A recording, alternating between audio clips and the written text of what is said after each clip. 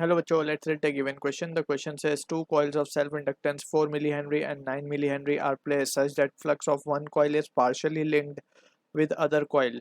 If mutual inductance of the system is 3 millihenry, then coefficient of coupling of the two circuits is option 1 0.25, option 2 0.5, option 3 0.75, option 4 0.9. So to understand the given question, we need to understand about the concept of mutual inductance or mutual induction, basically we can say.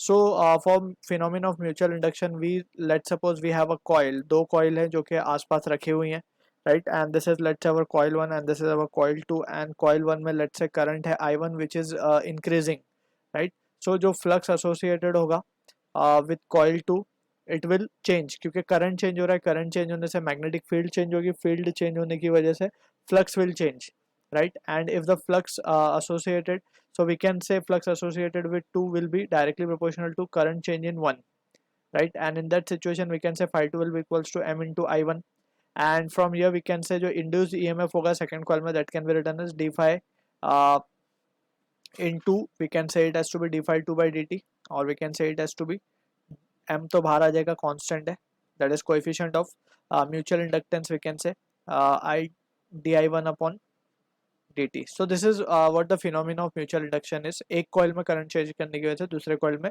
Flux induce हो जाता है.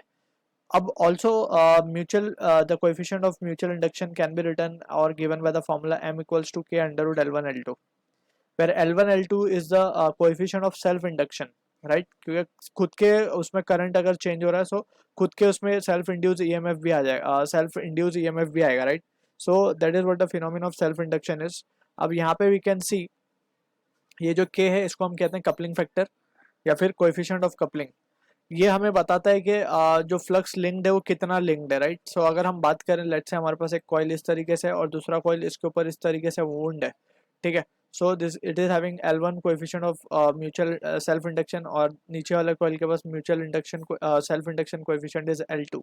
सो in that situation we can say के की value जो होगी 1 होगी, क्योंकि जितना फ्लक्स 1 में अगर लेट्स से कोई करंट चेंज हो रहा है, सो जितना फ्लक्स 1 के साथ होगा उतना ही 2 के साथ भी लिंक्ड होगा. So that is why we can say कि के की वैल्यू यहाँ पे 1 हो रही है.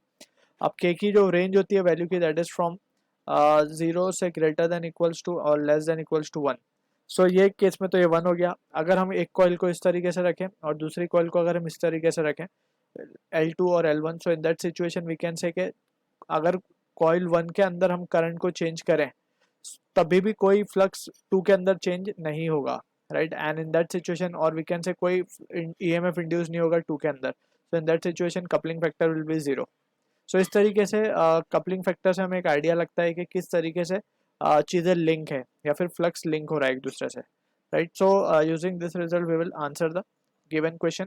अब हमें L1 L2 की वैल्यू गिवन है, हमें के की फाइंड करनी है वैल्यू. देयरफॉर के की वैल्यू हम क्या लिख सकते हैं? म्यूचुअल इंडक्शन का कोएफिशिएंट हमें गिवन है 3 मिली हेनरी, और that is equals to m upon under root L1 L2. m पे गिवन है 3 milli henry upon 9 4 the 36.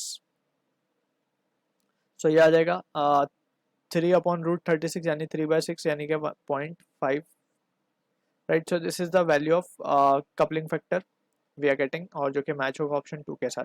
So I hope you understood the solution. All the best.